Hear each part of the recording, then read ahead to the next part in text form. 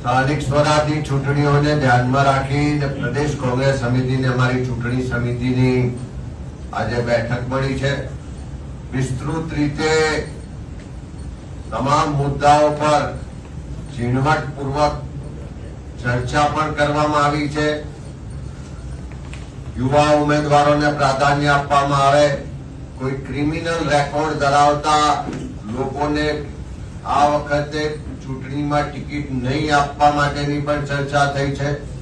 સાથે સાથે સ્થાનિક સ્તરે જ અમે ઉમેદવારોની પસંદગી કરવા માટેની આ વખતે સત્તા આપી, એના ભાગ સ્વરૂપે આખા ગુજરાતમાં તમામ તાલુકા, જિલ્લા અને શહેરોમાં પ્રદેશના ઓબ્ઝર્વર્સની ઉપસ્થિતિમાં ઉમેદવારોને સાંભળવામાં આવ્યા છે। સ્થાનિક ચૂંટણી સમિતિઓ સાથે જિલ્લા પ્રમુખશ્રીઓ, તાલુકા પ્રમુખશ્રીઓ અને પ્રભારીશ્રીઓએ વિસ્તૃતમાં એક સીટની છણાવટ સાથે ચર્ચાઓ કરી છે અને એમાંથી જે પેનલો બની છે, આજે અમે મહાનગરો જે કોર્પોરેશન છે એનાથી શરૂઆત કરીએ છીએ।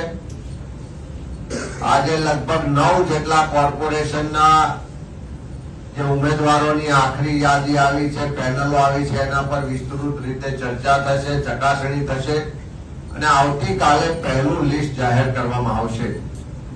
તબક્કાવાર આવતા 4 દિવસો એટલે કે આજે 4મી તારીખ થઈ, 4, 5, 6 અને 7 આ 4 દિવસની અંદર આખા ગુજરાતના તમામ જિલ્લાઓને તબક્કાવાર સાંભળવામાં આવશે। એમના દ્વારા જે પેનલો રજૂ કરવામાં આવશે એના પર ચર્ચા કરવામાં આવશે અને ઉમેદવારોની યાદીને આખરી સ્વરૂપ આપવામાં આવશે।